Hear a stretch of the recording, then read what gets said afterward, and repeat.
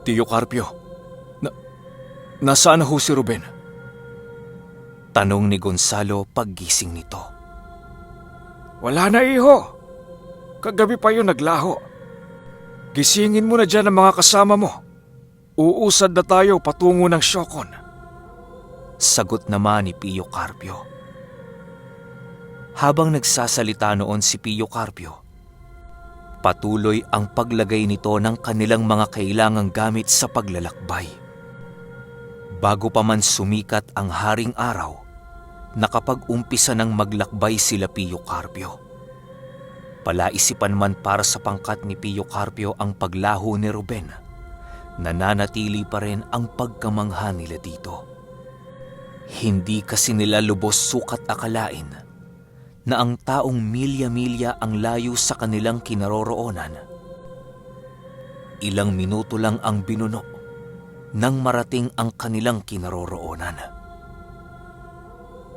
Sa paglakbay nila Pio Carpio, walang minutong hindi nila pinag-uusapan ang lalaking pinuno ng kanilang samahan na si Ruben. Sa paglabas ng Siraway, matagumpay namang nakarating ang pangkat nila Pio Carpio sa Siokon. Dahil sa kabisado at tanda pa noon ni Pio Carpio ang daan, hindi naging mahirap sa kanila ang pagtuntun sa tahanan ni Roming. Ayon kay Pio Carpio, noong umalis siya sa pamamahay ni Roming, ibinili nito sa kanya na lilipat rin ito ng tahanan sa Siokon. Hindi makalimutan ni Pio Carpio ang sinabi ng kanyang kaibigan dahil sa naniniwala itong muling babalik ng Siokon si Pio Carpio. Sa paglalakbay nila sa malapad na kagubatan at kabundukan, marami na silang nasilayang kakaibang nilalang. Ang iba sa mga ito ay panig ng kaliwa pero tanging pagmamasid lamang ang nagagawa ng mga ito sa pagdaan ng pangkat ni Pio Carpio. Nang maabutan sila ng dilim sa isa sa mga bulubunduki ng Siokon, wala silang nagawa kung hindi ang magpalipas ng gabi sa lugar na yon. Maraming gumagalang nilalang sa lugar na ito. Kung maaari, walang lalayo sa ating grupo. 3 magbabantay sa gabi at 3 naman sa umaga. Salitan lang para hindi mahirapan ang bawat isa. Ikaw, Gonzalo, huwag ka nang maglililipad sa kalangitan. Kung maaari, huwag kang lalayo sa atin upang hindi na maulit ang pangyayari noong tayo'y nasa Siraway. Hindi ko alam ang sasabihin ko sa mag-ina mo kung may masamang mangyayari sa iyo. Dagdag pa ni Pio Carpio. Pasensya na ho kayo, Tio. Hindi na po mauulit. Sagot naman ni Gonzalo. Kasabay ng pag-uwi ka nito ay ang pagtulong naman ni Gonzalo sa kanilang mga kasama. Bale, piniling tumulong na lamang noon ni Gonzalo kay Samuel upang mapadali ang kanilang pagkaing niluluto. Sa pagsapit ng lalim ng gabi, 3 sa mga kasamahan nila Gonzalo ang nagbantay sa kanilang pinagpapahingahan. May isang malaking siga silang binuhay sa gitna ng kanilang pinagpapahingahan upang madali nilang maaninag ang mga nilalang na maaaring lumusob sa kanila sa paglalim ng gabi. Si Gonzalo noon, piniling matulog kahit hindi naman siya inaantok upang sundin ang nais ng kanyang tiyuhin. Habang nagpapahinga noon si Gonzalo, bigla itong napamulat ng kanyang mga mata nang maramdaman itong panay kalabit sa kanya ang kanyang kasamang si Samuel. Psst! Gonzalo, di ka naman inaantok, di ba? Tanong ni Samuel. Bakit? May papagawa ka ba? Sagot naman dito ni Gonzalo. Di kasi ako makatulog, Gonzalo eh. Tara, kwentuhan na lang tayo para dalawin ako ng antok. Sagot ni Samuel. Nang marinig ni Gonzalo ang sinabi ng kanyang kaibigan, agaran din naman itong bumangon sa kanyang pagkakahiga. Bago ito tuluyang makatayo, muli na namang nagpaalala ang natutulog na si Pio Carpio tungkol sa mga bagay na hindi dapat nila maaaring gawin noong mismong gabi. Nang makapagpaalam na itong sila Gonzalo, doon na nila piniling tumungo sa sigang nagliliyab sa lugar na kanilang kinaroroonan. Habang nakaupo ang dalawa, panay ang kwento ni Samuel tungkol sa kanyang maestro na si Ruben. Yun kasi ang nais marinig noon ni Gonzalo, gawa ng yun ang taong nagligtas sa kanya noong nasa bingit na siya ng kamatayan. Samuel, estudyante ka ba ni Ginoong Ruben? Tanong dito ni Gonzalo. Medyo napapatanong na kasi noon si Gonzalo, gawa ng napakaraming alam ni Samuel pagdating sa katauhan ni Ruben. Halos lahat ng mga pinagdaanan noon ni Ruben ay naikwento ni Samuel kay Gonzalo. Nang marinig ito ni Samuel, bigla naman itong sumagot ng, "Ano ka ba? Hindi Iba ang estudyante sa miyembro ng samahan. Kagaya ni Ruben, meron din akong maestrong kinagisnan. Yun nga lang, mas dalubhasa ang maestro ni Ruben dahil sa kakaibang taglay nitong gamit. Alam mo Gonzalo, si Maestro Inko na siyang maestro ni Ruben ay nagtataglay ng isa sa mga malalakas na agimat na lumitaw sa mundong ating kinagagalawan. Anghel mismo ang pumili kay Maestro Inko upang mangalaga ng agimat na kung tawagin ay krus ng batis. Sa sobrang lakas ng agimat na yon, nalulusaw ang lahat ng masasamang elementong pumapalibot dito. Alam mo ba, noong nabubuhay pa itong si Maestro Inko, kilalang kilala ito sa buong Masbate dahil sa kakaibang estilo nito sa panggagamot. Isa din siya sa naging pundasyon ng ating samahang kinakaaniban ngayon." Nang marinig ito ni Gonzalo, halos hindi na naman mapakali ang kanyang isipan dahil sa kanyang mga nalaman. Animoy paunti-unti na niyang nauunawaan ang istorya sa likod ng samahan nila Pio Carpio. Dahil na rin sa mga kwento noon ni Samuel, kaya mas lalong tumindi ang pagmamalabis ni Gonzalo na umanib sa samahang kinabibilangan nito. Matapos makapagkwento ni Samuel, puro tanong na naman ang naibato dito ni Gonzalo. Sa pagdinig niya kasi ng krus ng batis, animoy nagkaroon siya ng labis na interes sa gamit na pagmamay-ari ni Maestro Inko. "Nako, wag mo nang naising mataglay ang krus ng batis, Gonzalo. Hindi ito ibinibigay ng anghel sa kahit na sinong ordinaryong tao lang. Kailangan mong patunayan sa Diyos Ama na mabuti ang iyong hangarin sa kapwa at malayo ka sa tentasyon ng masama. Kapag mabuti ang iyong budhi at nakagawa ka ng ikagagalak ng may likha, yun pa lang ang pagkakataong bibiyayaan ka nito ng ganoong uri ng mutya. Marami ang pagsubok na hinarap ni Maestro Inko bago siya naging karapat-dapat sa krus ng batis. Ano ka ba? Mahirap kunin yun." Sagot naman ni Samuel. Ibig sabihin, Samuel, wala ba akong pagkakataong makataglay ng ganoong uri ng agimat? Nako, hindi ko maaaring sabihin na wala kang pagkakataon. Lahat ng tao sa mundong ito ay kayang magtaglay ng krus na yon. Kung makakaya nilang ipakita sa Ama na sila ay karapat-dapat na magtaglay nito, maaaring magkaroon ka. Marami ka pang panahon, Gonzalo. Malay mo, dumating ang panahong makamit mo din ang krus ng batis. Wika ni Samuel. Nang marinig ito ni Gonzalo, ngumiti lang naman ito at unti-unti na niyang iniiba ang paksa ng kanilang usapin. Dahil sa sila lang naman ni Samuel ang maingay noong mga oras na yon, ninais na lamang ng mga nagbabantay ang ibigay sa kanila ang kanilang trabaho. Hindi naman tumanggi noon sila Samuel, gawa ng libang na libang ang mga ito sa kanilang pinag-uusapan. Sa paglipas ng oras, patuloy pa ring nag-uusap sila Samuel tungkol sa mga bagay-bagay na nais malaman ni Gonzalo. Halos nadapo na noon ang kanilang usapin tungkol sa mga karanasan ni Samuel noong bata pa siya. Pagsasalaysay ni Samuel, noong kabataan niya pa lamang, wala naman talaga sa kanyang isipan ang maging isang albularyo.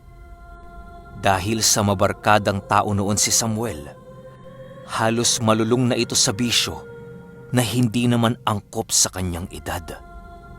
Ang ama noon ni Samuel ay isang kolektor ng mga agimat sa kanilang baryo. Halos ang karamihan sa mga nakakaalam ng trabaho ng kanyang ama ay pinagtatawanan lamang ito. Ayon sa iilang namimintas sa ama noon ni Samuel, wala namang halaga ang kanyang kinukuhang mga bato tuwing Biyernes Santo. Ang mga batong yon ay mananatiling bato sa mata ng tao at sa mata ng Diyos. Yon palagi ang sinasabi ng mga kababaryo noon nila Samuel sa kanyang ama na siyang labis niyang ikinagagalit. Kahit nais niyang maghiganti noon sa kawalang-hiyaan ng mga tao sa kanyang ama, pilit pa rin siya nitong sinusuway sa nais niyang gawin.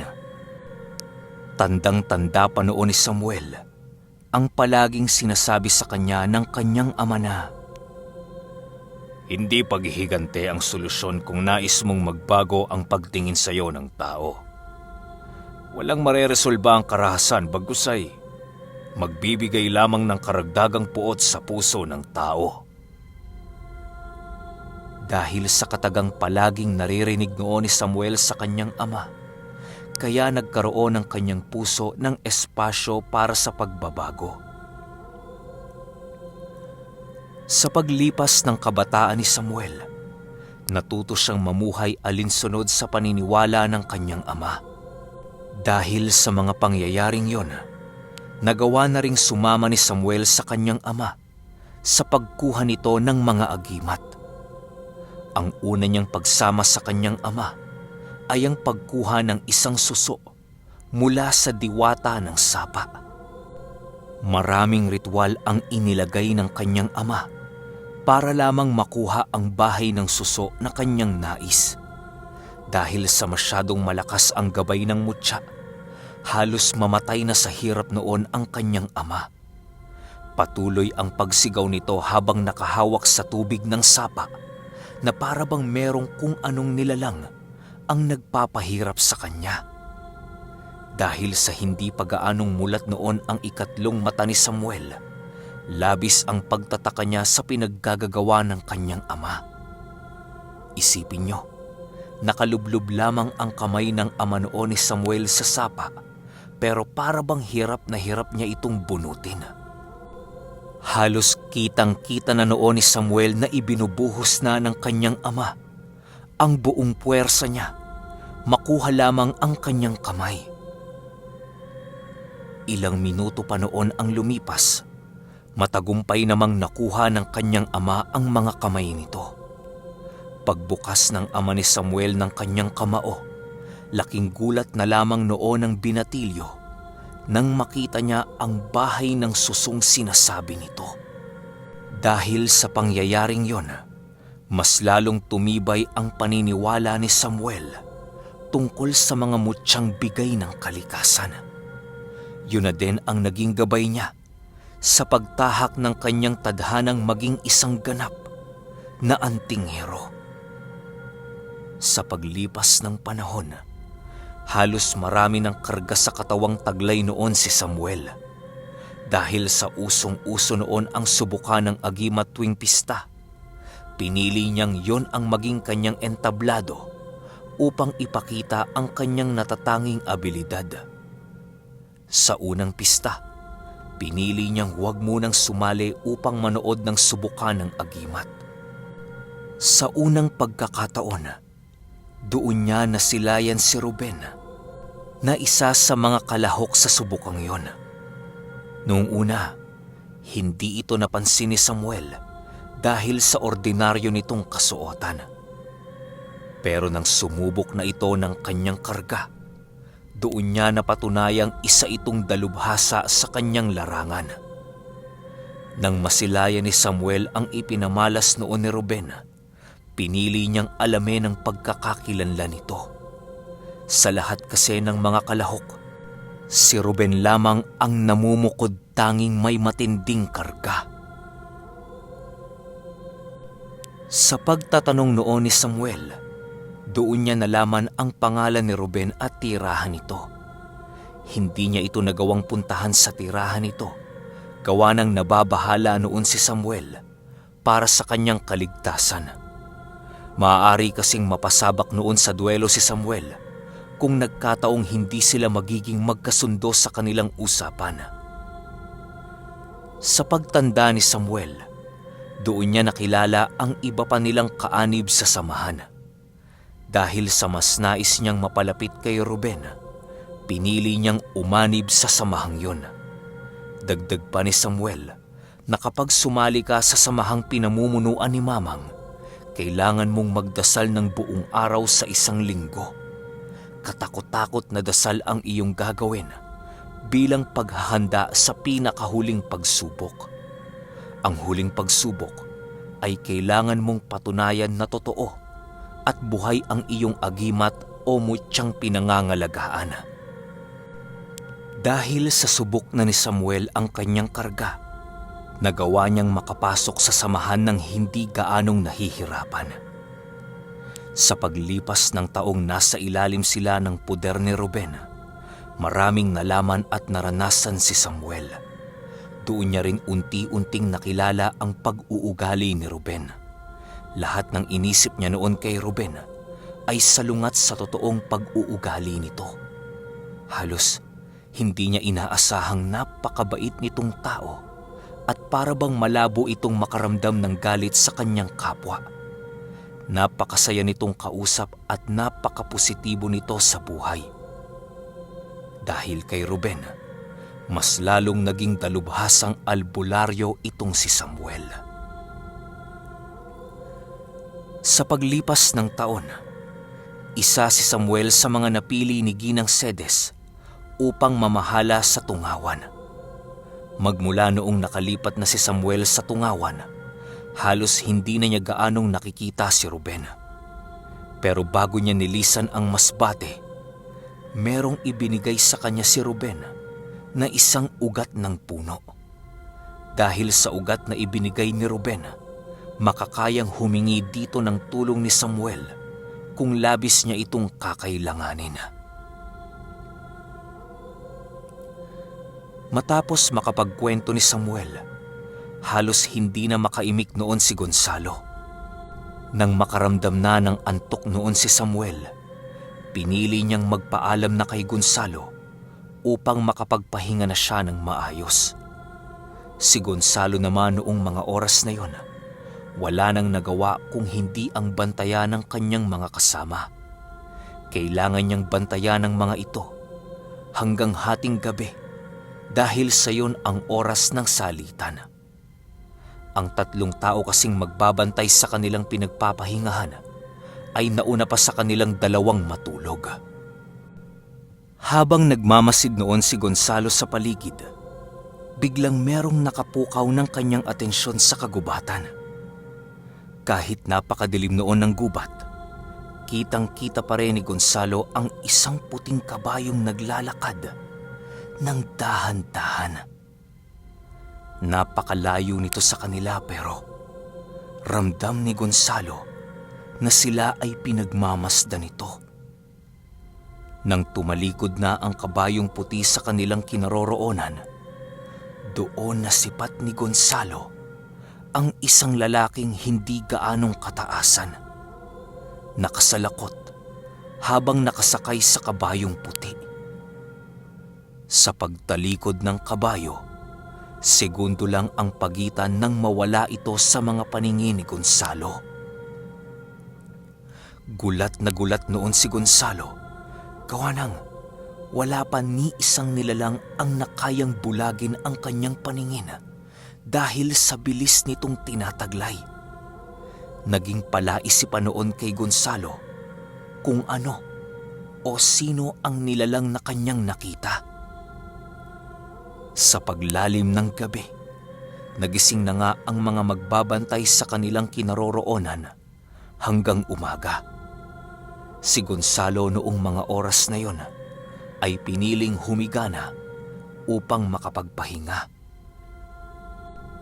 Habang siya ay nakatingin sa mga bituin, pilit niyang iniisip ang kalagayan ng kanyang mag-ina. Kumusta na kaya si Nognog? Wika ni Gonzalo sa kanyang isipan.